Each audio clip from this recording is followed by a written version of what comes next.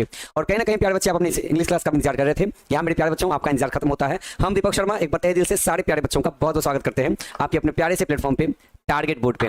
तो प्यारे बच्चे, जैसा कि आप सभी जानते हैं कि आज का जो क्लास होने वाला है बच्चे, आज की क्लास हम लोग अपने इस चैप्टर का how free is the press, हमारा जो चैप्टर है, ये जो हमारा एस्से है बच्चे, इस एस्से का आज ये तीसरा लेक्चर होने जा रहा है। और चूंकि बच्चे पहले हमने कहा था कि चैप्टर थोड़ा लॉन्ग चैप्टर है, तो हम लोग थोड़ा थोड़ा पैराग्राफ करके चैप्टर को कंप्लीट करेंगे, है ना। तो बच्चे आज के तीसरे सेशन में हम लोग पैराग्राफ नंबर 7 से पढ़ेंगे और जहां तक हो सके टाइम में अगर हम लोग उस पैराग्राफ तक पहुंचेंगे, ठीक है बच्चे। तो कल तक हमने जो भी इस चैप्टर से बातें कवर की थी, लास्ट में यहां तक आया था कि चाहे ऊपर ऊपर से जो कुछ दिखता है कि प्रेस वाले, यहां तक ब्रिटेन वाले की बात हो रही है कि ब्रिटेन में जो प्रेस वालों को जो आज़ादी मिलती है वो ऊपर से देखने में लगता है कि सब कुछ सही है, लेकिन कहीं ना कहीं वो अंडर प्रेशर होकर के काम करते हैं। उनके ऊपर दो लोग बैठे होते हैं जो उनको कंट्रोल करते रहते हैं। पहला जो चीफ सोर्स होता है वो दो होते हैं, पहला होता है एडवर्टाइजर, दूसरा इनके ऑनर होते हैं। तो एडवर्टाइजर और ऑनर जो कहेंगे उसी हिसाब से एडिटोरियल पॉलिसी काम करेगा, ठीक है। उन्हीं के बैलेंस पर पूरा सिस्टम चलता है ये। और इनको चूंकि हर साल अपने आप को रिन्यूअल करते रहना होता है, हर साल इनको चलाना होता है, तो इनको कहीं ना कहीं अंडर प्रेशर होकर के काम करना पड़ता है। इस बीच में फंसता कौन है? तो बीच में फंस जाती है जनता।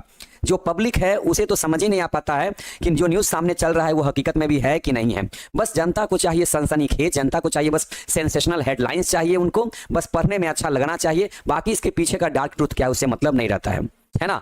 तो यहाँ पर दिखाया गया कि अगर जो चैनल चलाते हैं, चाहे जो समाचार चलाते हैं, अगर वो एडवर्टाइजर से पैसा नहीं लेंगे तो फिर उनका धंधा चल नहीं पाएगा, फिर पूरा सिस्टम क्या हो जाएगा, बैठ जाएगा। तो इसीलिए मजबूर उनको एडवर्टाइजर से पैसा लेना पड़ता है, क्योंकि ऑनर के पास जो वेल्थ होगा, उनका अपना जो पूंजी होगा, वो कब तक आखिर चला पाएंगे। तो इसलिए एडवर्टाइजर से पैसा लेना पड़ता है और इसी चक्कर में वो अंडर प्रेशर काम करना पड़ता है ना।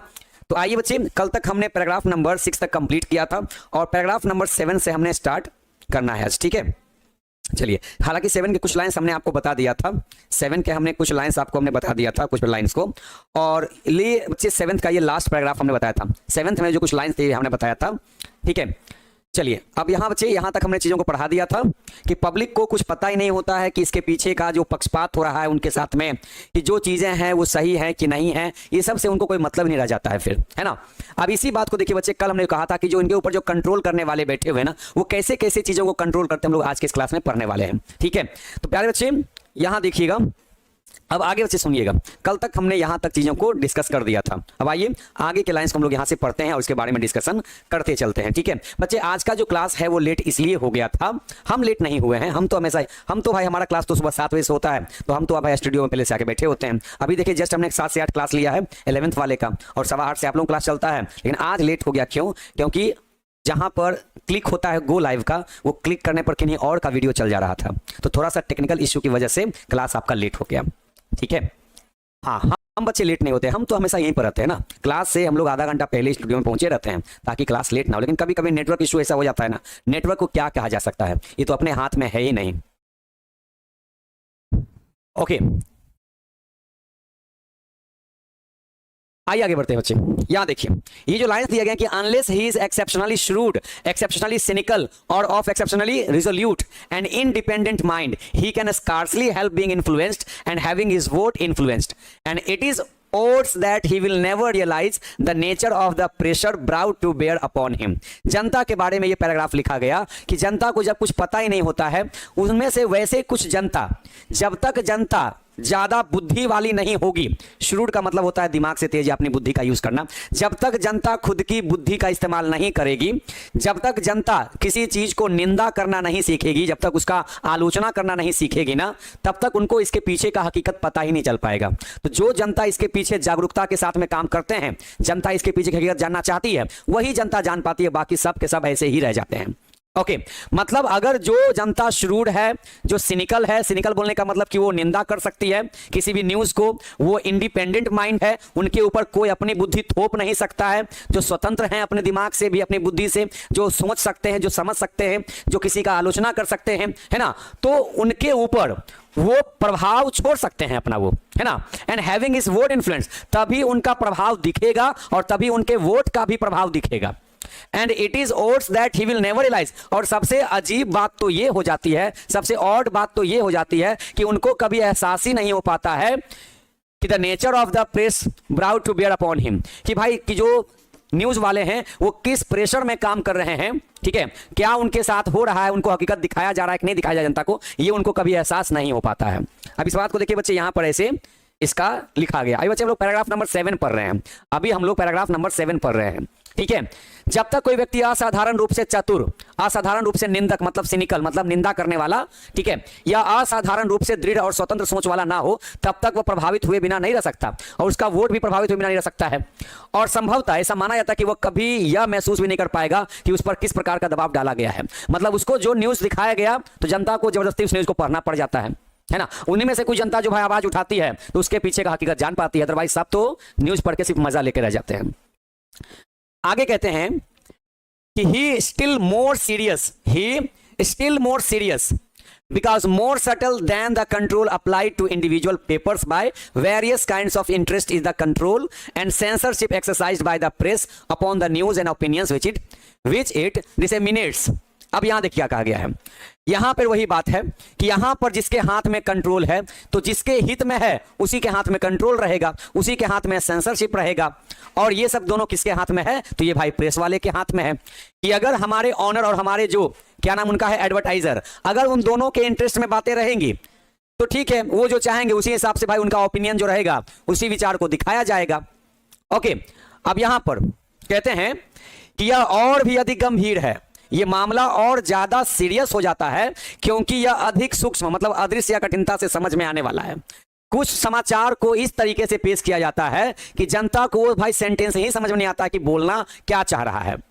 ओके, कि जितना नियंत्रण अलग अलग अखबारों पर विभिन्न प्रकार के स्वार्थों द्वारा डाला जाता है। स्वार्थ में कौन कौन, तो एडवर्टाइजर और ऑनर, जितने स्वार्थों द्वारा डाला जाता है उससे भी अधिक गंभीर है वह नियंत्रण और सेंसरशिप जो स्वयं प्रेस द्वारा उस समाचार और विचारों पर लागू की जाती है जिन्हें वो लोगों तक पहुंचाता है। गंभीर बात यह है कि स्वार्थ जो है जिनके पास इनका इंटरेस्ट है एडवर्टाइजर और ऑनर, उन दोनों को भाई जैसा लगेगा वैसा न्यूज वो छपवाएंगे। ये तो गंभीर मुद्दा है ही, लेकिन उससे भी गंभीर मुद्दा तो यह है कि न्यूज तो बन गया लेकिन जनता को पता ही नहीं चला कि वो न्यूज किसके लिए नहीं है, उसके पीछे की हकीकत क्या है ये उसको पता ही नहीं है। तो ज्यादा गंभीर तो ये है, न्यूज चला दिया उटपटांग टाइप का, चलो वो गंभीर मामला है, लेकिन उससे भी कहीं गंभीर मामला यह है कि जनता तक जो न्यूज पहुंची है उसके पीछे की हकीकत जनता को पता ही नहीं है। ओके, कि कितना नियंत्रण कितना कंट्रोल रखा गया है, कितना वहां पर कंट्रोल रखा गया, कितना रिस्ट्रिक्शन लगाया गया है प्रेस वाले पर। तो जितना रिस्ट्रिक्शन जितना कंट्रोल प्रेस वाले पर लगेगा, समझिए कि वो प्रेस वाले पर तो लग ही रहा है, वो जनता पर भी तो नियंत्रण लग गया। पहले ही शुरुआत में लाइन कही गई थी क्या कि अगर प्रेस वाले आजाद नहीं रहेंगे तो जनता भी आजाद नहीं रहेगी। अब यहां प्रेस वाले पर जो नियंत्रण है ये गंभीर मामला है, और उससे गंभीर मामला क्या हो गया कि भैया अगर प्रेस वाला अगर कंट्रोल में है तो जनता भी तो कंट्रोल में आ गई ना। जनता अपने मन के हिसाब से न्यूज सुन ही नहीं पाएगी, जनता अपने मन के हिसाब से न्यूज देख ही नहीं पाएगी, पढ़ ही नहीं पाएगी। तो ये तो मामला उससे कहीं ज्यादा गंभीर लग रहा है फिर, कि जो न्यूज छप रहा है वो तो गंभीर मामला है ही, क्योंकि वो जनता के हित में थोड़ी, वो तो भाई जिनका स्वार्थ है, जो एडवर्टाइजर है ऑनर है, उनके हित में है, उनके कंट्रोल में है। लेकिन उससे गंभीर मामला तो यह है कि जब प्रेस वाले कंट्रोल में है, अंडर कंट्रोल है, तो जनता भी आजाद कहां है। जनता को वही परोसा जा रहा है ना जो ऊपर वाले चाह रहे हैं, जो ऊपर वाले चाह रहे हैं वही तो जनता को दिखाया जा रहा है। जनता के हिसाब से कहां फिर न्यूज छप पाया, है ना। तो यही कह रहे हैं कि जो मामला गंभीर है किसकी तुलना में, तो प्रेस वाले के ऊपर जो कंट्रोल रखा गया, जो रेस्ट्रिक्शन लगाया गया है, उससे कहीं गंभीर मामला वो बात है जो जनता तक पहुंचाई जा रही है। आगे कहते हैं कि जितना भी तरह का कंट्रोल होता है, the control rest upon and exploit two basic assumptions about the public. ये जो जनता पर, ये जो हमने कहा कि प्रेस वाले पर कंट्रोल लगाने का मतलब जनता पर सीधे कंट्रोल लगाना है, जनता को अपने मुट्ठी में बांध के रखना है, जनता को अपने अंदर में रखना है, नियंत्रण करके रखना है। तो ये जो नियंत्रण है वो देखिए दो तरीके से सामने आता है। ये देखिए, ये बात है कि they have not the wit to distinguish truth from falsehood. ठीक है, मतलब कहने का मोटा मोटी हुआ कि दे मतलब कौन, पब्लिक। दे मतलब कौन, पब्लिक।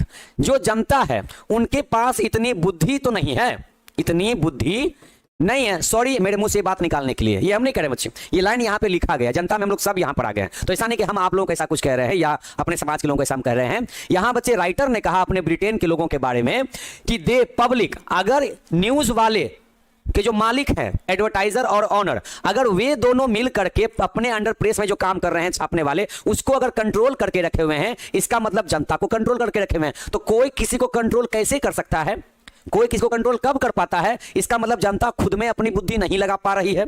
यही बात यहां डीएल सेठ साहब यहां कह रहे हैं। क्या कह रहे हैं? कि दे हैव नॉट द विट। इसका मतलब तो यही ना समझा जाएगा कि जनता के पास अपनी बुद्धि नहीं है, अपना तर्क नहीं है। इतनी जनता के पास बुद्धि नहीं है कि वो फर्क नहीं बता पा रहे हैं कि इसके पीछे की सच्चाई क्या है और झूठ क्या है। मतलब झूठ और सच में वो डिस्टिंग्विश नहीं कर पा रहे हैं, फर्क ही नहीं पता कर पा रहे हैं कि जो न्यूज सामने आई है वो हकीकत है कि झूठ है। ठीक है, ये देखिए ऐसा दिया गया है, that they do not care at all that a statement is false। दूसरा क्या है? दूसरी बात यहां पर ना जो राइटर है ना, ये एकदम तंज कस के बोल रहे हैं, एकदम कटाक्ष करके बोल रहे हैं कि जनता को नियंत्रण में करने का मतलब यही ना समझा जाएगा कि जनता अपनी बुद्धि नहीं लगा पा रही है, वो फर्क ही नहीं कर पा रही है कि झूठ क्या है सच क्या है। ये राइटर कह रहे हैं। राइटर का कहना फिर ये भी है कि दे डू नॉट केयर, या फिर बुद्धि होते हुए वो इस बात को केयर करना नहीं चाह रहे हैं। ऐसा भी तो हो सकता है कि बुद्धि है लेकिन उनके पास इतना टाइम नहीं है, इतना उनके पास फिक्र नहीं है कि भाई क्या न्यूज छपा नहीं छपा, हमको तो भैया सुबह सुबह अखबार आ जाना चाहिए, चाय की चुस्की के साथ में बस 2-4 हेडलाइन पढ़ लिए, बस इतना हमको बस मजा मिल गया। हो सकता है जनता ये भी तो हो सकती है ना। तो that they do not care, हो सकता है कि वो केयर नहीं करते इस बात का, to all that a statement is false, है ना, कि भाई जो स्टेटमेंट है कि वो झूठ है कि सच है, इस बात का उनको हो सकता है फर्क ही नहीं पड़ता होगा, है ना। या तो बुद्धि से फर्क नहीं पता कर पाते होंगे, या फिर अगर फर्क पता कर लेते हैं तो उनको इस बात से कोई मतलब ही नहीं, कोई केयर ही नहीं है ना। प्रोवाइडेड, बशर्ते it is titillating, neither assumption is flattering, and indeed between the language used privately by the late Lord Northcliffe about his British readers and the language used publicly by Hitler about his German readers there is very little to choose। यहां कह रहे हैं कि जब तक कोई मामला, जैसे जनता क्या है ना, उसको सुबह सुबह आम जनता क्या करती है, सुबह सुबह एक हाथ में अखबार है, इससे कुर्सी पर बैठ जाती है जनता, अखबार में इसे हाथ में पकड़ लिया, एक हाथ में चाय है, एक हाथ में चाय के साथ चुस्की ऐसे चल रहा है, और सामने अच्छा लग रहा है पढ़ने में, अच्छा फलाना आदमी को उठा लिया गया, अच्छा पुलिस का लाठी चार्ज हुआ, इस तरीके कहाँ लाठी चार्ज हुआ है भाई, अच्छा नीचे पढ़ते हैं क्या क्या, हाँ फिर अच्छा हाँ मजा आ रहा है पढ़ने में। इसे जनता को सुबह सुबह इससे मतलब होता है कि सुबह हमारा आधा घंटा हमारा टाइम पास हो जाए। तो जनता को क्या चाहिए? जनता को चाहिए कोई चीज क्या, कि जो न्यूज में अगर कोई गुदगुदाने वाली चीज है, मतलब मनोरंजन करने वाली चीज है, मिर्च मसाला वाली चीजें अगर मिल जाए सुबह सुबह चाय के साथ में कुछ मिर्च मसाला वाला अगर न्यूज मिल जाए जो टिटिलेटिंग करने वाला हो, तो जनता को भाई इससे मतलब है, इसका मतलब जनता को मतलब इससे खाली मतलब रह गया फिर कि झूठ क्या है सच क्या, कोई फर्क ही नहीं पता चला, है ना, उनको कोई केयर ही नहीं है। प्रोवाइडेड इट इज टिटिलेटिंग, मतलब बशर्ते कि वो खाली मनोरंजन के लायक होना चाहिए, एंटरटेनमेंट सुबह सुबह बस हो जाना चाहिए, इतना ही, है ना। 2-4 को फोटो कार्टून वाला देख लिए, नेताजी का बना हुआ, है ना, थोड़ा सा कार्टून वाला लाइन पढ़ लिए, मजा आ गया, सुबह का टाइम पास हो गया। बाकी तो भैया जनता को क्या है, सुबह जाना है 9 से 5 ऑफिस अपना ड्यूटी करके आना है, इतना ही काम करना है ना। तो या तो जनता अपना बुद्धि लगाना नहीं चाहती है, फर्क नहीं कर पाती है, कटाक्ष करते राइटर कहते हैं, या फिर उनको खाली मनोरंजन वाला हिस्सा चाहिए पढ़ने के लिए, है ना। ये तो वही बात हो गई, फिर तो ये तो वही बात हो गई कि इनमें देखें 2 बंदे का नाम यूज किया गया, लॉर्ड नॉर्थक्लिफ और एक तानाशाह जो थे हिटलर, है ना, एडोल्फ हिटलर। ये तो वही बात हो गई ना कि भाई या तो न्यूज़पेपर में चाहे लॉर्ड नॉर्थक्लिफ ने कुछ छाप दिया, अपने मन से कुछ स्टेटमेंट जारी कर दिया, या फिर हिटलर ने कोई अपना बयान जारी कर लिया, तो दोनों में कोई फर्क ही नहीं पता कर पा रहे हैं कि भैया हिटलर ने क्या बात कह दी और ये जो नॉर्थक्लिफ है उन्होंने कौन सी बात कह दी। जनता को इस मतलब नहीं, उनको फिर लगा कि हिटलर ने भी वही बात कह दी, नॉर्थक्लिफ ने भी वही बात कह दी। ये राइटर अपने ब्रिटेन में कुछ लोगों के बारे में एग्जांपल देकर कैसा कह रहे हैं, ठीक है। तो मतलब यहां पर इस पैराग्राफ से क्या पता चला कि जनता पर ये तंज कस रहे हैं कि कहां जनता आजाद है और जनता क्यों नहीं आजाद है इस मामले में, प्रेस में, क्योंकि प्रेस वाले आजाद नहीं है, प्रेस वाले के ऊपर कंट्रोल है, तो प्रेस वाले जनता को कंट्रोल में रखे हुए हैं अपने अंडर में कि हम जो छापेंगे वही आप पढ़िएगा। एक्सप्लॉइट का मतलब होता है किसी के ऊपर शासन करना, उसको सताना, टिरेनी करना, तानाशाही करना उसको कहते हैं। यहां देखिए बच्चे, इसका मतलब यहां दिया गया है, इनमें से कोई भी धारणा जनता के लिए सम्मानजनक लेकिन नहीं है। अगर ये दोनों धारणा है जनता के बारे में, तो राइटर कह रहे हैं कि भाई ये दोनों धारणा, ये दोनों जो विचार हैं ये सम्मानजनक तो नहीं है। ये दोनों जो लाइन यहां पर लिखा गया है वो तो भैया हम जनता को रिस्पेक्ट नहीं दे पा रहे हैं। इसका मतलब हम ये करेंगे जनता को या तो बुद्धि नहीं है कि उनको झूठ सच में फर्क ही नहीं पता चल पाता है, या फिर उनको कोई परवाह ही नहीं है, क्योंकि उनको तो कोई भाई चाहिए, एकदम मिर्च मसाला वाला न्यूज चाहिए उनको। तो और ये दोनों बात अगर हम रख रहे हैं तो ये सम्मानजनक तो बिल्कुल भी नहीं जनता के लिए। है ना।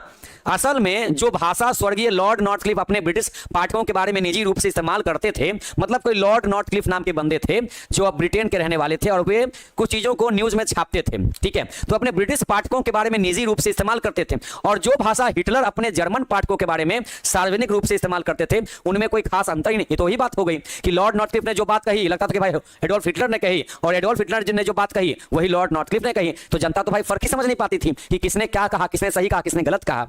इसका मतलब तो ये हो गया। फिर आगे कहते बच्चे, ऊपर में हमने 2 लाइन पढ़ा जनता के बारे में, ए और बी लाइन पढ़ा, ठीक है ना, कि या तो जनता के पास बुद्धि नहीं है, तर्क नहीं है, या तो फिर जनता इस बात की परवाह ही नहीं करती कि क्या लिखा है या क्या लिखा होना चाहिए। ऊपर के जो दोनों विचार राइटर के द्वारा लिखे मेंशन किए गए हैं, इन दोनों बातों से यही एज्यूम होता है, ऐसा लगता है, बोथ दोनों बातों से, दोनों स्टेटमेंट से, दोनों कथन से यही एज्यूम होता है, यही एज्यूम यहां पर हो रहा है ना, यहां पर यही एज्यूम हो रहा है कि जो जनता है, जो रीडर्स हैं, जो पाठक हैं, जो पाठकगण हैं, जो पढ़ने वाले समाचार पत्र को हैं, can be made to believe anything. इसका मतलब क्या हुआ कि जैसे प्रेस वाले चाहेंगे वैसे उनके दिमाग में वो चीज भर सकते हैं।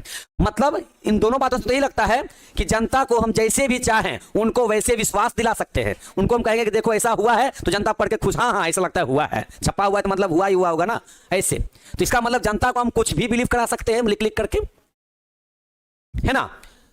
The result is that, और इसका परिणाम क्या होगा कि accurate reporting which used to be the pride of the old fashioned independent newspaper, इसका परिणाम यही ना होगा, आखिर इसका परिणाम यही होगा कि जो सही तरीके से रिपोर्टिंग कभी हुआ करता था, which used to be हुआ करता था कभी, है ना, इसका मतलब वो पुराना हो गया, है ना। जो पुराने जमाने में जो समाचार पत्र जो एकदम इंडिपेंडेंट होकर छापते थे, देखते थे आजादी के टाइम में कुछ भी कभी कोई गलत चीज लिखनी होती थी, बहुत समाचार पत्र कम होते थे उस टाइम में, लेकिन जितने भी होते थे ना एकदम ऑथेंटिक चीज ही लिखी होती थी। वो सिर्फ जनता को जागरूक करने के लिए होता था। जनता बिलीव करती थी न्यूज़पेपर पर कि भैया जो लिखा हुआ है एकदम सच लिखा हुआ है, ये हमें जगाने के लिए लिखा गया है ना। तो उस टाइम जो भी न्यूज़पेपर होते थे ना, जो पुराने जमाने वाले, सब इंडिपेंडेंट होते थे, उस पर किन्हीं का कंट्रोल नहीं होता था। तो जनता बिलीव भी करती थी कि हाँ जो लिखा गया है, महात्मा गांधी ने जो बात कही भाई यही लिखा हुआ है, ये मानना है हमको, यही सही है क्योंकि इसमें कोई झूठ नहीं है, ऐसा होता था, ठीक है। लेकिन है ना आज के डेट में क्या है, अब ये क्या हो गया है, डिपेंडेंट हो गया है अपने ऑनर के ऊपर। प्रेस वाले अपने ऑनर के ऊपर डिपेंडेंट हो गए हैं या अपने एडवर्टाइजर के ऊपर डिपेंडेंट होकर रह गए हैं। तो जनता भी अब उसको कोई मतलब नहीं क्या छप रहा नहीं छप रहा है भाई, जनता को पता लगता है कि भैया 100 में से लगता है कि सिर्फ 10% सच लिखा होगा, बाकी तो 90% खाली एड वेड डाल के ना, खाली प्रचार प्रसार करके खाली इतना सारा पेज भर दिया है। जनता भी अब पूरा न्यूज़पेपर नहीं पढ़ती है, मोटा मोटी हेडलाइन पढ़ी बस निकल लो, चलो हो गया। Has largely given place to reporting which is at best slipshod and at worst tendencies। सुनिएगा, पहले जमाने में जो ओल्ड फैशन इंडिपेंडेंट न्यूज़पेपर होते थे, है ना, उनके पास एक बड़ी मात्रा में रिपोर्टिंग करने के लिए जगह होती थी। वो अपना बेस्ट ऑफ बेस्ट तरीके से समाचार पत्र को छापते थे। लेकिन अब ठीक उसका कॉन्ट्रडिक्शन है, अब ठीक उसका ऑपोजिट देखने को मिलता है। ओके, काम की बातें कम और एड ज्यादा। पहले ही पेज पर देखिएगा तो बाइक का प्रचार किया रहेगा, गाड़ी का प्रचार किया रहेगा, ये अब ऐड वाला सिस्टम हो गया है। पहले ऐसा नहीं होता था, पहले ऐसा बिल्कुल भी नहीं होता था। ओके, कहते हैं कि दोनों जो है मीडिया मालिकों की उपरोक्त धारणाएं जो हैं, यह मानते हैं कि पाठकों को किसी भी बात पर विश्वास करवाया जा सकता है, पाठकों को किसी भी बात पर विश्वास करवाया जा सकता है। इसका परिणाम यह हुआ कि यह सटीक रिपोर्टिंग, जो एक्यूरेट रिपोर्टिंग होती है, जो पुराने जमाने के स्वतंत्र अखबारों की शान हुआ करती थी, अब काफी हद तक खत्म हो गई है ना। और उसकी जगह ले ली है ऐसी रिपोर्टिंग ने जो सबसे अच्छा तो हो लेकिन लापरवाह है, और सबसे बुरा हो तो पक्षपाती है वो, ठीक है। अगर अच्छा में कहें तो लापरवाही तरीके से न्यूज़ बता रहे हैं, समझ रहे ना, और अगर हम कहें बुरा है तो इसका मतलब पक्षपाती है, किसी एक तरफ के न्यूज़ को ज्यादा दिखा रहे हैं, किसी एक तरफ के न्यूज़ को कम दिखा रहे हैं। तो अच्छा में लापरवाह है और बुरा में पक्षपाती कह सकते हैं, मतलब दोनों एंगल से ठीक नहीं लग रहे हैं, ऐसा है ये। ओके, हम तो न्यूज़पेपर, हमको आदत नहीं है पढ़ने की, सुबह सुबह हम तो एकदम न्यूज़पेपर कभी पढ़ते ही नहीं हम, हमको पता नहीं क्यों इंटरेस्ट ही नहीं जगता न्यूज़पेपर पढ़ने में, क्योंकि हम लोग उस फील्ड में है नहीं कि कॉम्पिटिटिव लाइन की तैयारी कर रहे हैं। हाँ, जिन बच्चों को लगता है कि उनको कॉम्पिटिटिव एग्जाम की तैयारी करनी है तो उनको न्यूज़पेपर पढ़ना चाहिए। उसमें कुछ कुछ क्या होते हैं, करंट अफेयर्स दिए होते हैं ना, तो उनको काम आते हैं एग्जाम में, कॉम्पिटिटिव एग्जाम में। क्योंकि हम लोग को तो वैसा कहीं जाना है नहीं, कोई एग्जाम है नहीं, तो इसलिए हम लोग नहीं पढ़ते हैं। उतने टाइम में हम लोग अपना कंटेंट पे ध्यान देते हैं कि क्या पढ़ाना है, कैसे पढ़ाना है, क्योंकि हम लोग टीचिंग लाइन में है तो ज्यादा कुछ सोच ही नहीं पाते। हम लोग की दुनिया बस हमारे और स्टूडेंट तक लिमिट में रह जाती है, इससे बाहर हम लोग कभी कुछ सोच ही नहीं पाते हैं कभी, ठीक है। और लोगों का जिंदगी जो होता है, टीचिंग लाइन में जितने लोग हैं इस बात को समझ चुके हैं कि हमारा जीवन इतना आसान और लोगों की तरह नहीं है, ठीक है। यहाँ पर जो टाइम है एकदम हम लोग पास लिमिट में रहता है, बहुत लिमिट में टाइम रहता है हम लोग पास में। 24 घंटा हम लोग के पास में कम पड़ जाता है, बहुत कम पड़ता है। ठीक है, कहते हैं I should like to illustrate, यहां पे राइटर कहते हैं कि मैं इस बात को उदाहरण के साथ में ना बताना चाहूंगी, विद क्वाइट ट्रिवियल एग्जांपल्स, कुछ छोटे मोटे एग्जांपल के साथ में। Okay, drawn from personal experience, जो कि मेरा व्यक्तिगत अनुभव रहा है। राइटर कह रहे कि मेरा कुछ व्यक्तिगत अनुभव रहा है, जिसके बदौलत मैं कुछ एग्जांपल आपको हम बताना चाहेंगे, दिखाना चाहेंगे कैसे लोग मिस रिपोर्टिंग कर देते हैं। मिस रिपोर्टिंग के बारे में राइटर का अपना कुछ पर्सनल एक्सपीरियंस रहा है, हो सकता है इनके साथ कुछ ऐसा व्यवहार हुआ हो, है ना।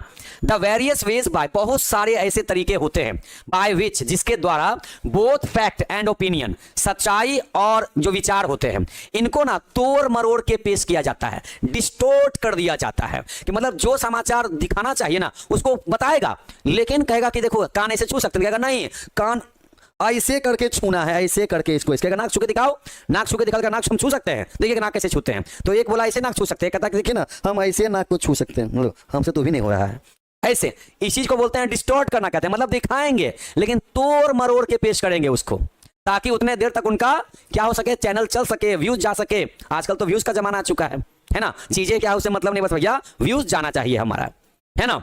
ओपिनियन कैन बी डिस्टॉर्टेड, तो जो ये जो सच्चाई है और ये जो चाहे किन्हीं का विचार हो, सच्चाई हो चाहे विचार हो, इनको डिस्टॉर्ट किया जाता है, तोड़ मरोड़ कर पेश किया जाता है, तोड़ मरोड़ कर पेश किया जाता है, ताकि a kind of smear of unreality is spread, ताकि अवास्तविकता, ताकि झूठ को फैलाया जा सके over the whole newspaper page, ताकि उसको बढ़ा चढ़ा के जब नहीं लिखेंगे तो जनता को तो मिर्च मसाला चाहिए ना, फिर जनता को जब मजे ही नहीं आएगा तो पेपर खरीदेगी क्यों, ये भी यहां पर कारण बन जाता है एक, है ना। जनता जिस दिन जागरूक हो गई, सब लोग मिलकर भाई आंदोलन कर दिए कि भैया न्यूज़पेपर छाप रहे हो तो हम पैसा देके खरीदते हैं, फ्री में तुम नहीं देते हो हमको, भले 3 से 5 रुपया लेते हो अलग बात है, लेकिन पैसा तो जाता है महीना हमारा ना, महीना में भाई हमारा 300 350 पैसा जाता है नहीं जाता है। तो अगर जनता लोग अगर यहाँ पे अवेयर हो जाए, कहे कि नहीं इतना फालतू का प्रचार क्यों दिखाते हो जी, जो ऑथेंटिक बात है वो दिखाओ सिर्फ, तो ऐसा अगर होने लग जाए, समझ रहे हैं ना, तो कितनी बड़ी बात हो जाएगी। लेकिन नहीं, जनता को भी चाहिए भैया बढ़िया से एकदम पढ़ने में मजा आना चाहिए ना। From reports of public affairs down to the most casual items of daily gossip, जो रोजमर्रा का जो गॉसिप होता है, जो बातचीत होता है, जो जनता का जो अपना मामला होता है, कहां पर कौन सी घटना घटी, इन सबको विस्तार से यहां पर क्या कहता है फैलाया जाता है, स्प्रेड किया जाता है, ताकि सच्चाई को अवास्तविकता के साथ में दिखाया जाए। ठीक है, ऐसे किया जाता है। तो ऐसा चीज ना राइटर ने अपने पर्सनल यहां पर एक्सपीरियंस में देखा है, इनके साथ खुद ऐसा हुआ है। एक बार ये भी बेचारी फंस गई थी, इनके साथ भी न्यूज़पेपर वाले ने ना एकदम गजब का कर दिया था, प्रेस वाले ने इनके साथ भी। कहते हैं मैं अपनी व्यक्तिगत अनुभव से लिए गए कुछ बिल्कुल मामूली छोटे छोटे उदाहरण के जरिए दिखाना चाहती हूं कि किस किस तरह से तथ्य और राय, मत, ओपिनियन को विकृत मतलब डिस्टॉर्ट, तोड़ा मरोड़ा जा सकता है, जिसका परिणाम क्या होगा, पूरे अखबार के पन्ने पर एक तरह की अवास्तविकता मतलब झूठ, बनावटीपन की परत सी छा जाती है। चाहे वो सार्वजनिक मामलों की रिपोर्टिंग हो, चाहे लोगों के बारे में हो, या फिर रोजमर्रा की जो गॉसिप के बारे में हो, जैसी मामूली बातें, उन सब को तोड़ मरोड़ करके पेश किया जाता है। ठीक है, यहां देखिए न्यूज़पेपर, हमको लगता है न्यूज़पेपर में इतनी सारी बातें लिखी जाती हैं, कभी ये क्यों नहीं लिखता है भाई, कभी इतना कुछ क्यों नहीं दिखाता है। हमको लगता है कि इतना सारा पेज जो बड़ा रहता है उसमें कभी जो समस्या वाला चीज रहेगा ना उसको छोटा करके दिखाया रहेगा। जबकि अगर मान लीजिए कहीं पर पानी जमा हुआ है, चाहे कहीं पर किसी की जगह बिजली नहीं आ रहा है, तो इन सब को थोड़ा बड़ा करके दिखाओ, समस्या को बड़ा करके दिखाओ, तब ना भैया भाई जनता को भाई एहसास हुआ कि हाँ देखो इतनी भारी समस्या चल रही है। तो प्रचार प्रसार गाड़ी का फोटो बड़ा बड़ा करके दिखाते हैं, और जहां जिस एरिया में पानी वगैरह था उसको नहीं दिखाते हैं। काहे भाई ऐसे काहे करते हैं आप लोग, क्यों? क्योंकि जनता को देखना है ना कि भैया नया गाड़ी मार्केट में कौन सा आया है, ये भी तो देखना है ना। सुनिए राइटर कुछ उदाहरण देते कहती हैं क्या, राइटर ने यहां पर कुछ पर्सनल एक्सपीरियंस किया है, इनका कुछ व्यक्तिगत अनुभव रहा है, ठीक है, इनके बारे में यहां कहते हैं क्या, सेंसेशनल हेडलाइंस, ये एक तरीका होता है मिस रिपोर्टिंग करने का। सुनिएगा, देखिएगा, सेंसेशनल हेडलाइंस बोलने का मतलब सनसनीखेज, देखते हैं बता के दिखाया जाता है न्यूज़ पे, सनसनीखेज, ब्रेकिंग न्यूज, इसी को बोलते हैं ब्रेकिंग न्यूज कहते हैं। मोटे मोटे अक्षर में लिख देता है सामने, फलाना जगह फलाना आदमी के साथ ऐसा हुआ है ना, ऐसा इनके साथ हुआ है, ऐसा लिखेगा मानो लगता है कि लड़ाई झगड़ा कर रहा है आपस में, ऐसे दिखाएगा लिख करके। पता है कितने चालाकी से लोग लिखते हैं, ऐसे लिख देंगे। मान लीजिए किसी के बारे में कहना है ना कि फलाना आदमी, ठीक है, फलाना आदमी क्या है, काउट, ऐसे फलाना आदमी इज काउट टेकिंग ब्राइब, ऐसे टेकिंग ब्राइब रेड हैंडेड, ऐसे रेड हैंडेड ऐसे लिख करके और लगा देगा। पता है क्या, फुल स्टॉप नहीं लगाएंगे ये लोग, बहुत तेज होते हैं, फुल स्टॉप नहीं लगाएंगे, क्या लगाएंगे, ऐसे लगा देंगे, ऐसे समझ गए, ये लगा देंगे। इसका मतलब क्या, मान लीजिए यहाँ किसी नेताजी का नाम लिख दिए, मान लीजिए यहाँ पर कोई नेताजी के बारे में उनका कैरेक्टर को ऐसे सिनेट करना, उनके कैरेक्टर को बदनाम करना अगर है, तो क्या कहेंगे, फलाना leader is out taking bribe, घूस लेते हुए पकड़े गए रंगे हाथों। आप बाद में पूछा गया जाएगा, जब उनसे पूछा जाएगा ए काहे लिखे हो जैसे ऐसे काहे लिखे हैं, हम कहाँ पकड़ाए हैं, तो कहेगा पता है क्या, या तो ये लगा देगा या फिर क्वेश्चन मार्क लगा देगा, या तो फिर ये क्वेश्चन मार्क लगा देगा, कहेगा हम कहाँ बोल रहे थे, हम कहाँ बोल रहे हैं कि आप रंगे हाथ पकड़ा गए, हम तो पूछ रहे हैं, क्वेश्चन मार्क नहीं देख रहे हैं कि लगा हुआ है, देखिए देख नहीं रहे हैं कि क्वेश्चन मार्क लगा हुआ है, यहाँ एक्सक्लेमेशन मार्क लगा हुआ है, हम तो पूछ रहे हैं कि क्या पकड़ाए हैं कि नहीं पकड़ाए हैं। फुल स्टॉप लगाते तब ना होता कि हाँ भाई फुल स्टॉप लगा दिया मतलब पॉजिटिव सेंटेंस लिखे हैं, इंट्रोगेटिव सेंटेंस नहीं लिखे हैं। भाई पॉजिटिव सेंटेंस में फुल स्टॉप होता है, फुल स्टॉप लगने का मतलब कि आप वो बात अग्री कर रहे हैं, आप वो बात अग्री कर रहे हैं। लेकिन रिपोर्टिंग वाले बड़ा गजब तरीका अपनाते हैं भाई साहब, एकदम लिख देंगे, मतलब बोलने का बोल भी दिए, मतलब थप्पड़ मार भी दिए, और कान में कुछ हुआ भी नहीं, गाल पे मतलब एक छाप भी नहीं, एक उंगली का छाप भी नहीं पड़ा, ऐसा समझे, ऐसे लगा देते हैं, मतलब बोल भी दिए, अब बाद में कहेंगे हम कहां, हम बोल कहां रहे थे, हम तो पूछ रहे थे। यही चीज ना हुआ था किसके साथ, संजय दत्त के साथ, सन 1990 या 92 में जो हथियार में जो पकड़ाए थे वो संजय दत्त जो एक्टर हैं, ठीक है, क्या उनके बारे में क्या हल्ला हुआ था कि संजय दत्त एक टेररिस्ट का साथ देता है, मतलब गन सप्लाई, मतलब वो अपने फादर को बचाने के लिए, ऐसा जैसा मूवी में दिखाया गया है, हम तो थे नहीं उस टाइम, हम क्या बताएं, तो ऐसा दिखाया गया। तो प्रेस वाले ने क्या किया, लिख दिया, ऐसे लिख दिया था ना कि Sanjay Dutt is a terrorist, ऐसे लिख दिया था ना, ऐसे लिख दिया था कि संजय दत्त ऐसे, दत्त इज अ टेररिस्ट, ऐसे टेररिस्ट, और ये लिख करके क्या लगा दिया था, क्वेश्चन मार्क लगा दिया था। और जब संजय दत्त का दोस्त अपना जिगरी यार जब उसने इस लाइन को पढ़ा तो यहां से यहीं तक पढ़ा, आगे पढ़ा ही नहीं, पेपर में छपा था इस तरीके का, ऐसे छप गया था, तो इसको इसका हिंदी क्या निकलेगा कि संजय दत्त क्या है, एक टेररिस्ट है, हम ये नहीं कह रहे हैं, ऐसा मतलब छपा था, ठीक है। और यहां पर ये क्वेश्चन मार्क ऐसे देखा ही नहीं, इस कारण से उनका दोस्त उनसे कितना साल दूर रहा था, जैसा मूवी में दिखाया गया कि 15 से 20 साल उससे वो दूर रह गया था कि भाई हम एक टेररिस्ट का दोस्त नहीं बन सकते हैं। और जब संजय दत्त के फादर सुनील दत्त जब गए प्रेस वाले के पास में बोलने के लिए, जो छापा था ये कि क्या समझते हैं अपने आप को, आप ये क्यों लिखे, आप मेरा बेटा टेररिस्ट है क्या, हाँ, तो उन्होंने कहा कि हम कहां बोल रहे हैं, हम तो पूछ रहे हैं जनता से कि वाकई संजय दत्त टेररिस्ट हैं कि नहीं है, क्या है कि नहीं है, ऐसा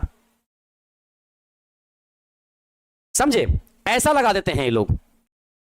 तो ये तरीका है उनका, किसी भी बात को कैसे घुमाया जाए उनको अच्छे से पता होता है, ठीक है। और इसी बात को हेडलाइन में एकदम मोटा करके लिखेंगे, मोटा करके, जनता को भैया बस वर्ड से मतलब है, पंक्चुएशन मार्क कहां गया उससे मतलब नहीं है, क्वेश्चन मार्क है कि फुल स्टॉप है कि पूर्ण विराम है उससे मतलब ही नहीं है, बस वर्ड जो सेंटेंस लिखा गया जनता खाली उतना पढ़ के दिमाग लगा लेती है, और ये संजय दत्त टेररिस्ट है, अरे बाप टेररिस्ट है, टेररिस्ट है, फैल गया खबर, खबर फैल गया ऐसे। यहां सुनिएगा, तो एक जो सेंसेशनल हेडलाइंस होते हैं जो फॉल्स एम्फेसिस दिखाते हैं, जो मोटे मोटे अक्षर में जो हेडलाइन लिखा होता है सनसनीखेज में, जो उसमें फॉल्स एम्फेसिस, झूठ को ज्यादा जोर शोर से दिखाया जाता है, फॉल्स को, झूठ को एम्फेसाइज करके दिखाया जाता है, एकदम बढ़ा चढ़ा के जोर शोर से दिखाया जाता है उसके ऊपर। एंड सप्रेशन ऑफ कॉन्टेक्स्ट, और संदर्भों को, जो लाइन बाद में लिखे गए हैं किस लाइन का कहने का मतलब क्या है उसको सप्रेस कर देते हैं, उसको तोड़ मरोड़ के पेश करेंगे फिर उसको। दिस ईयर इन्होंने एग्जांपल दिया कि 1941 1941 में एट द मेलबर्न कॉन्फ्रेंस, एक कॉन्फ्रेंस चल रहा था, एक मीटिंग चल रही थी, I read a paper dealing with the theological ground for the church concern with politics and sociology. मतलब एक मीटिंग चल रहा था, एक कॉन्फ्रेंस चल रहा था जहां पर थियोलॉजिकल बातें चल रही थी, मतलब ईश्वर से रिलेटेड, धर्म से रिलेटेड बातें चल रही थी, ओके, धर्म से संबंधित बातें चल रही थी, ठीक है। और उसमें पॉलिटिक्स की भी चर्चा हो रही थी, समाज के बारे में भी चर्चा हो रही थी, ये सारी चीजें वहां पर चर्चा चल रही थी। With the complementary dangers of pietism and Caesarism, उसमें भाई क्या कह सकते हैं उसको, सेजरिज्म का कहने का मतलब होता है तानाशाही के बारे में चर्चा चल रही थी, मतलब पूरा मिक्सअप चल रहा था, सारे टॉपिक उसमें डिस्कशन किए जा रहे थे, सारे टॉपिक उसमें डिस्कशन किए जा रहे थे, ठीक है। और उन सारे बातों को इस तरीके से देखिए रखा जा रहा था, कैसे, ऐसे लेखक मीडिया द्वारा खबरों को तोड़ मरोड़ कर प्रस्तुत करने के 3 तरीकों की बात करते हैं यहां पर, इस चैप्टर में 3 तरीके की बात करी है। पहला है सेंसेशनल हेडलाइंस, दूसरा है फॉल्स एम्फेसिस, और तीसरा है सेपरेशन ऑफ कॉन्टेक्स्ट। इसको समझते हैं बढ़िया से। यहां देखिए, सेंसेशनल हेडलाइंस को बोलते हैं सनसनीखेज सुर्खियां, जो मोटे मोटे हेडलाइंस में लिखे होते हैं, बड़े बड़े अक्षर में जो लिखे होते हैं।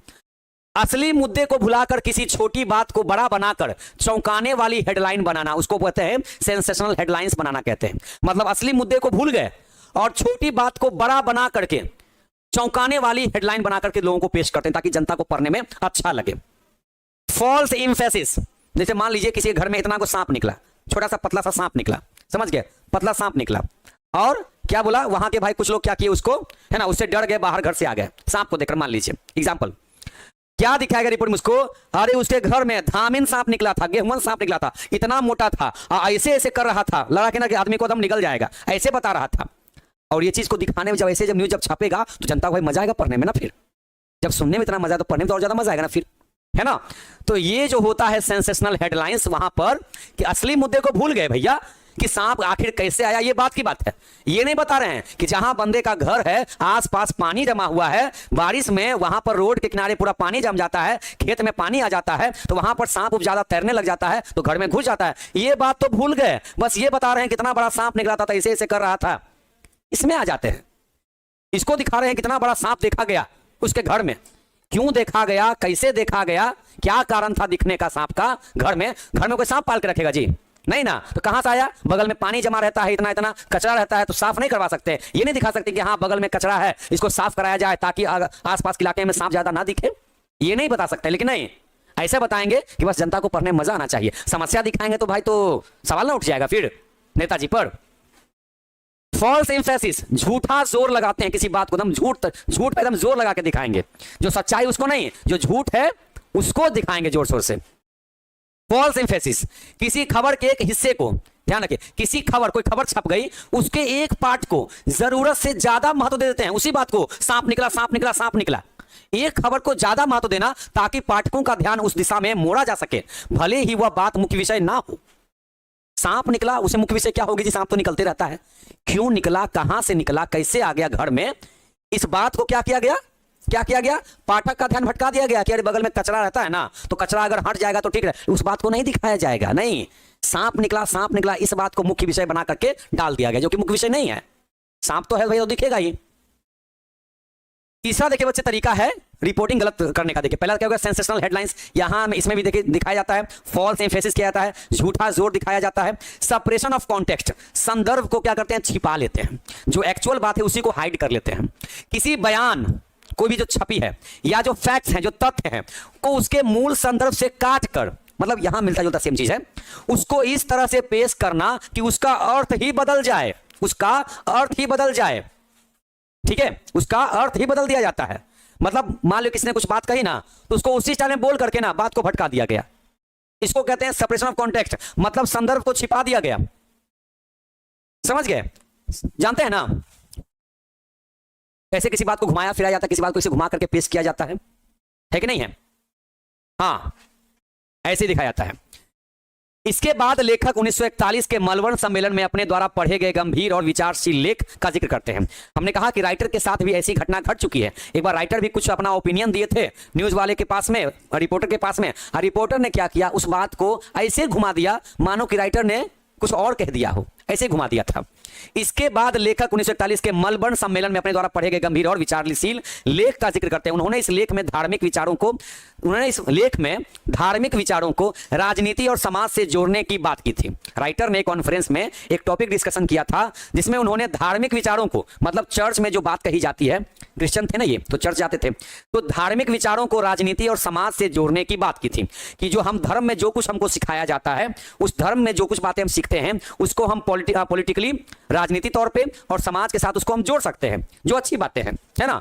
यानी चर्च को सामाजिक और राजनीतिक मुद्दों में हिस्सा लेना चाहिए या नहीं, और अगर हाँ तो फिर कैसे। इन सब बातों पर राइटर एक जगह कॉन्फ्रेंस में चर्चा कर रहे थे और सामने रिपोर्टर लोग बैठे हुए थे, इनकी बात को सुन रहे थे। अब वो इनकी बातों को, अच्छी अच्छी बातों को सुन लिया, लेकिन जब न्यूज जब छपा ना, तो राइटर ने जब पढ़ा कि अरे हमने तो ऐसा बोला नहीं था, ये कैसे छप गया, ऐसा इनके साथ हुआ। तो ये कह रही हैं, एक बार मैं चर्चा कर रही थी धार्मिक विचारों को सामाजिक विचारों के साथ जोड़ने के लिए, ठीक है, आउट ऑफ 8000 वर्ड्स, लगभग मैंने 8000 शब्द बोले होंगे, 8000 शब्द मैंने लगभग बोला होगा, ठीक है, उस कॉन्फ्रेंस में। Some 250 dealt with the connection between Caesarism and undue emphasis placed on sexual are contrasted with financial morality। 8000 words में जो मैंने डिस्कशन किया, जो मैंने लेख बोला, उनमें से 250 जो वर्ड लगभग यूज हुए होंगे। 8000 में 250 वर्ड को मैंने किस पे चर्चा किया था, कहने का मतलब ये हुआ कि मैंने 8000 शब्दों का एक लेख बोला, 8000 शब्द का, 8000 शब्दों में मैंने 250 शब्द जो मैंने यूज किए वो किस टॉपिक पर मैंने यूज किया, तो वो मैंने सीजरिज्म पे, तानाशाही पर, और मैंने सेक्सुअल जो शारीरिक संबंध होते हैं, जो यौन संबंध होते हैं, मैंने उनके बारे में चर्चा करी। फाइनेंशियल के बारे में चर्चा करी, पैसों की तंगी के बारे में, मोरालिटी जो नैतिकता वाली बातें होती है, जो संस्कार वाली बातें होती हैं, मैंने उस पर चर्चा करी। ठीक है, this quite subsidiary paragraph was reported everywhere, और ये पैराग्राफ हर जगह पे चला, under sensational headlines in such a manner, इस तरीके से दिखाया गया as to convey that this passing allusion from the whole subject matter of my address. मतलब मैंने इतनी अच्छी अच्छी बातें कहीं, 8000 शब्दों का मैंने लेख लिखा, लेकिन पता है रिपोर्टर ने मेरी कौन सी बात पे ज्यादा जोर दे दिया? रिपोर्टर ने मेरे साथ क्या किया, मैंने 8000 शब्द का लेख लिखा और रिपोर्टर ने क्या किया मेरे साथ ये सेंसेशनल हेडलाइंस कर दिया, मेरे साथ फॉल्स एम्फेसिस कर दिया, और मेरे साथ सप्रेशन ऑफ कॉन्टेक्स्ट कर दिया। ऐसा मेरे साथ भी हो गया, ऐसा मेरे साथ भी हो गया। राइटर ने कहा यह बात कि देखिए क्या किया मेरे साथ में। ओके, यहां देखिए बच्चे, सुनिएगा, लेखक का पूरा भाषण 8000 शब्दों का था, जिसमें राजनीति, समाज, धर्म और अन्य गंभीर विषयों पर संतुलित चर्चा थी। सब मिला के उन्होंने चर्चा करी थी। उनमें से केवल 250 शब्द यानी लगभग 3%, 100% में से, 100% लेख में से 3%, मात्र 3% एक गौण बिंदु पर थे, एक छोटा सा पॉइंट पर था। गौण का मतलब छोटा बिंदु पर था। यानी यह विचार कि जब कोई समाज या सरकार सीजरिज्म, तानाशाही प्रवृत्ति की ओर बढ़ता है तो वह यौन नैतिकता, सेक्सुअल मोरालिटी को जरूरत से ज्यादा महत्व देने लगता है। कि जब किसी के हाथ में पावर आता है, सीजरिज्म आता है, तानाशाही जब आ जाती है, तो सब बातों को भूल करके यौन नैतिकता पर वो ज्यादा विचार करने लगता है, उसको ज्यादा महत्व देने लगता है। जबकि वित्तीय नैतिकता जैसे ईमानदारी, भ्रष्टाचार आदि को अनदेखी कर दिया जाता है। जिसके पास तानाशाही वो क्या करता है, अपने हिसाब से जुल्म करता है। वो भ्रष्टाचार तो भैया वो भुला ही जाता है कि क्या नाम का चीज है वो, है ना। ईमानदारी को भाई आसपास फटकने भी नहीं देता है वो, तानाशाही जब करता है तो इन बातों को भुला देता है, अनदेखी करता है। यह विषय जो है लेखक ने बस बीच में एक बार उल्लेख के रूप में लिया था, यह मुख्य विषय भी नहीं था। राइटर ने तो ज्यादा बात करी थी किस पे, थियोलॉजी पर, धर्म के बारे में, राजनीति के बारे में, समाज के बारे में। लेकिन रिपोर्टर ने क्या किया, उन सब अच्छी अच्छी बातों को साइड कर दिया और मात्र 3% बातें जो यौन संबंध के बारे में थे उसी को बढ़ा बढ़ा के दिखाया जनता को कि देखिए डीएल सेयर्स ने ऐसा कहा है यौन संबंध के बारे में। मतलब सारी बात जो धर्म के बारे में अच्छी बातें थी वो सब नहीं छापा, जो राजनीति के बारे में था वो नहीं छापा, जो समाज से रिलेटेड था वो नहीं छापा। क्या छाप दिया, तो यौन संबंध के बारे में छाप दिया पूरा, ताकि जनता को पढ़ने में मजा आना चाहिए, है ना, इसलिए। लेकिन मीडिया ने जानबूझकर क्या किया, इनके साथ सेंसेशनल हेडलाइंस कर दिया, उसी एक 3% वाले लाइन को मोटा मोटा अक्षर में दिखाया, उसी को क्या किया, फॉल्स एम्फेसिस कर दिया, उसी को सप्रेशन ऑफ कॉन्टेक्स्ट कर दिया, मेन बात को छिपा दिया, और जो बात उतना ज्यादा इंपॉर्टेंट नहीं था उसको सामने रख दिया, परोस दिया गया। तो यह मुख्य विषय नहीं था, लेकिन मीडिया ने जानबूझकर इस छोटे से हिस्से को सनसनीखेज हेडलाइन बनाकर ऐसे प्रस्तुत किया मानो पूरा भाषण यौन नैतिकता पर ही था, ऐसा लगता हो। समझे? तो राइटर को ये पर्सनल एक्सपीरियंस हो चुका है कि अगर किसी बात को घुमाना फिराना हो ना, तो भैया वो प्रेस वालों से सीखिए, कैसे किसी चीज को, झूठी चीजों को भी बढ़ा चढ़ाकर दिखाया जाए, कैसे सच को तोड़ मरोड़ कर पेश किया जाए, और कैसे पूरी सच्चाई को साइड कर दिया जाए। ये रिपोर्टर वालों से सीखिए। सारांश इसका भावार्थ देख सकते हैं कि मीडिया ने लेखक के एक लंबे विचारशील भाषण को पूरी तरह गलत ढंग से पेश किया, सिर्फ इसलिए कि उसमें एक ज्यादा बिकने लायक टिटिलेटिंग मिर्च मसाला वाला आइटम था। यह पत्रकारिता की उस प्रवृत्ति को दर्शाता है, रिपोर्टर के इस नेचर को दिखाता है जिसमें सत्य और संतुलन की जगह सनसनी और विकृति को प्राथमिकता दी जाती है, जहां पर सच्चाई को साइड कर दिया गया और जो अनइम्पोर्टेंट चीजें थी उसको सबसे पहले सामने लाया गया। ये उस नेचर को दिखा रहा है यहां पर। ओके,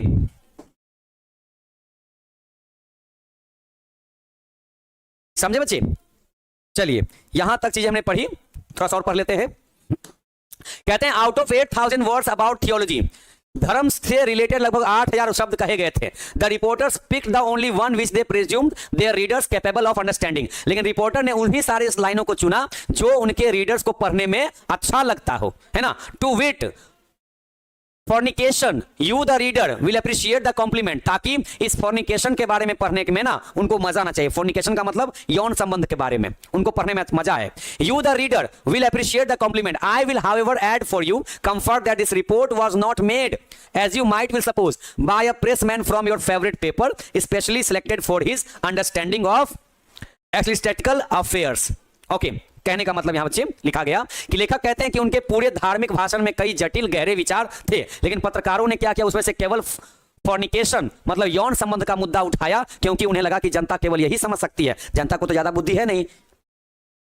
यह एक व्यंग्यात्मक टिप्पणी बच्चे, यहाँ पर देखिए राइटर ने यहाँ पर हंसते हुए, राइटर ने यहाँ पे मजाक में हंसते हुए एक टिप्पणी लिखी है, कमेंट लिखा है जनता के बारे में कि यानी लेखक पाठकों से कह रहे हैं कि आपको मतलब हम सबको, रीडर्स जो पढ़ते समाचार, कि हम लोगों को यह मानकर कि आप और कुछ नहीं समझ सकते, यह शब्द चुनना पत्रकारों की ओर से आपके प्रति कितना सम्मानजनक है। बताइए तो, मतलब प्रेस वाले ने कितना सम्मान दिया है हमको कि भैया हमारे पास उतना दिमाग कहाँ है, जनता के पास उतना दिमाग कहाँ है, इनको तो खाली बस मिर्च मसाला वाला आइटम चाहिए पढ़ने के लिए, जनता के पास उतना दिमाग थोड़ी है। कितना सम्मानजनक बात है। राइटर कटाक्ष करते हुए भिंगा के मार रहे हैं कि देखिए प्रेस वालों ने हम लोगों को क्या कहा है, आप खुद सोचिए इस बारे में। फिर वो व्यंग को और बढ़ाते हुए कहते हैं, ऐसी हंसी मजाक में और आगे करते हैं कि यह रिपोर्ट किसी धार्मिक मामलों को जानकर पत्रकार ने नहीं, बल्कि शायद बिना समझ वाले सामान्य रिपोर्टर ने बनाई थी, है ना। उस रिपोर्टर ने इस रिपोर्ट को तैयार किया होगा जिसके पास भाई पहले से बुद्धि नहीं हो, ये भी हो सकता है ना। और ऐसा तो होता नहीं है, जो रिपोर्टिंग करते हैं उनके पास नॉलेज अच्छा खासा होता है, लेकिन फिर भी वो लोग जानबूझ के ऐसा क्यों करते हैं भाई साहब। इसका मतलब ये समझे, या तो जनता के पास बुद्धि नहीं है, या फिर भाई जो रिपोर्ट बना रहे हैं उनके पास बुद्धि नहीं है ना बच्चे। चलिए यहां पर इसका भावार्थ समझिएगा, सारांश में क्या कहते हैं। लेखक इस लाइन से कहना चाहते हैं कि मीडिया जनता की बुद्धि को कम आंकती है, उनको लगता है जनता के पास बुद्धि कम है, और ये बात को मानती है कि लोग सिर्फ सनसनी समझते हैं कि जो सामने बड़े बड़े अक्षर में लिखा रहेगा, जो हाईलाइट करके लिखा रहेगा वही अच्छा रहेगा, इसलिए गंभीर विषयों को नजरअंदाज कर सिर्फ यौन मुद्दों को उछालती है। यह पत्रकारिता की बौद्धिक और नैतिक गिरावट का संकेत है। इससे पता चल रहा है कि जो पत्रकार लोग हैं उनका बुद्धि कितना नीचे स्तर पर गिरता जा रहा है, कितना नीचे स्तर पर गिरता जा रहा है। ये राइटर यहां पर हंसी मजाक में बात कह रही हैं, ओके, क्योंकि उन्होंने जो कहा था ना, उनके बात को घुमा फिरा के पेश किया गया, इसलिए ऐसा यहां पर हुआ। कहते हैं all the distorted reports emanated from a news agency. ये सारे जो घुमा फिरा कर पेश किए गए थे जो रिपोर्ट थे, ऑल द डिस्टॉर्टेड, सारे तोड़ मरोड़ कर पेश किए गए जो रिपोर्ट थे, इमेनेटेड फ्रॉम अ न्यूज एजेंसी, वो तो एक न्यूज एजेंसी से लिया गया है ना। And the individual editors when demonstrated with word for the most part content to disavow responsibility. This is how you learn what happens at public meetings. मतलब अगर आप रिपोर्टर से पूछते हैं कि आपने ऐसा क्यों छापा, अगर मान लीजिए आपने कुछ बोला, रिपोर्टर ने गलत तरीके से उसको पेश किया, तो आप अगर पूछने गए उससे कि आपने ऐसा क्यों किया, तो वो सीधे हाथ खड़ा कर देंगे, वो इस जिम्मेदारी से सीधे हाथ खड़ा कर देंगे, सीधे डिसअवॉव कर देंगे, कहेंगे हम कहां, हमारा इसमें कोई हाथ नहीं है, हमको तो जो मालिक कहेगा, जो एडवर्टाइजर कहेगा हम वही करेंगे। एडवर्टाइजर मालिक को बोलेगा, मालिक हमको जो कहेगा न्यूज का हम उसी का सुनेंगे, हमको जो बोला गया हम तो वही छापेंगे ना, हम इसमें हमारा कोई इसमें जिम्मेवार नहीं है। हम इसके सीधे हाथ खड़ा कर देंगे। कौन? जो छापते हैं न्यूज वाले, वो कहेंगे भाई मालिक का भाई हाथ है। लेखक बता रहे हैं कि उन्होंने जो भाषण दिया उसकी रिपोर्टिंग गलत तरीके से हुई, तथ्यों को तोड़ मरोड़ पेश किया गया, सारी चीजों को 8000 शब्दों को मात्र 250 शब्द में लपेट लिया गया। ये सभी गलत रिपोर्ट एक समाचार एजेंसी द्वारा फैलाई गई थी, यानी एक ही स्रोत से कई अखबार में वही विकृत जानकारी गई। जब लेखक ने अलग अलग संपादकों से शिकायत की, अलग अलग एडिटर से, कि आपने आखिर एडिट किया ना होगा, आपने एडिट किया होगा मेरे समाचार को, मेरे न्यूज को, तो उन्होंने जवाबदेही लेने से इनकार कर दिया। उनका रवैया कुछ ऐसा था, उन्होंने कहा कि हमने तो एजेंसी की रिपोर्ट छापी है, हमने तो एजेंसी की रिपोर्ट छापी है, हमको तो जो मिला हमने छापा, हमारी कोई गलती इसमें नहीं है। इस पूरे घटनाक्रम से लेखक यह कटाक्ष करते हैं, कटाक्ष कर रहे हैं, ताना मार रहे हैं। ताना मारते हुए कहते हैं राइटर कि आम जनता को सार्वजनिक बैठकों की जानकारी ऐसे ही तो मिलती है, यानी बिना सच्चाई, बिना उसमें कोई कॉन्टेक्स्ट नहीं है, बिना किसी जिम्मेदारी के बस न्यूज को छाप दिया गया, ऐसी जनता के सामने पेश की जाती है। क्यों? क्योंकि प्रेस वाले समझ लिए हैं कि जनता तो भैया उसके पास इतनी बुद्धि थोड़ी है ना। यहां पर इस लाइन से पता चलता है कि वाक्य मीडिया की उस गंभीर विफलता को, उस सीरियस फेलियर को उजागर करता है, जहां ना तो सटीकता है, ना तो एक्यूरेसी है, और ना ही ईमानदारी बची है, और ना ही जिम्मेदारी नाम की कोई चीज बची है।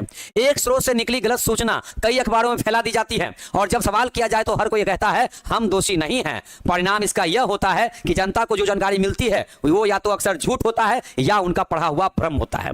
ये कह रहे हैं राइटर इस लाइन से। तो बच्चे आज पैराग्राफ को यहीं तक रहने देते हैं। आगे बच्चे अगले क्लास में हम लोग पैराग्राफ नंबर 11 से पढ़ेंगे, क्योंकि बच्चे पैराग्राफ थोड़े बड़े बड़े हैं, इसलिए धीरे धीरे चल रहे हैं। यहां से बच्चे देखिए, दूसरा पहला आपने पढ़ा था ना, यहां पर सेंसेशनल हेडलाइंस पढ़ा आपने, है ना। यहां देखिए बच्चे, फिर आपका स्टार्ट किया जाएगा गार्बलिंग क्या होता है। गार्बलिंग करने का मतलब क्या होता है? गार्बलिंग का मतलब मोटा मोटी भी वही होता है, न्यूज को बढ़ा चढ़ा कर दिखाना, ठीक है। आगे आपको पढ़ने को मिलेगा मिरेकल मॉन्जरिंग पढ़ने को मिलेगा, बहुत सारी चीजें जिससे रिपोर्ट को गलत साबित किया जाता है, ठीक है। तो बच्चे पैराग्राफ नंबर 11 से हम लोग फिर आगे पढ़ेंगे, ठीक है। तब तक के प्यारे बच्चे आज की इस क्लास को यहीं पर होल्ड करते हैं, क्योंकि टाइम हो गया आप लोगों का स्कूल कॉलेज जाने का। ओके, चलिए तो प्यारे बच्चे, आई होप कि आपको आज का पैराग्राफ समझ में आ गया होगा। बच्चे समझ में अगर दोबारा आपको रखना है तो आप लोग उसका एक बार चैप्टर का रिवीजन भी कर लीजिएगा, हिंदी वर्जन दे दिया गया है, आप उसको अच्छे से भी पढ़ लीजिएगा, ठीक है। प्यारे बच्चे, मिलते हैं कल के क्लास में। तब तक के लिए आप लोग हंसते रहिए, मुस्कुराते रहिए, और ऐसी क्लास में हमेशा बने रहिएगा। तब तक के लिए जय हिंद।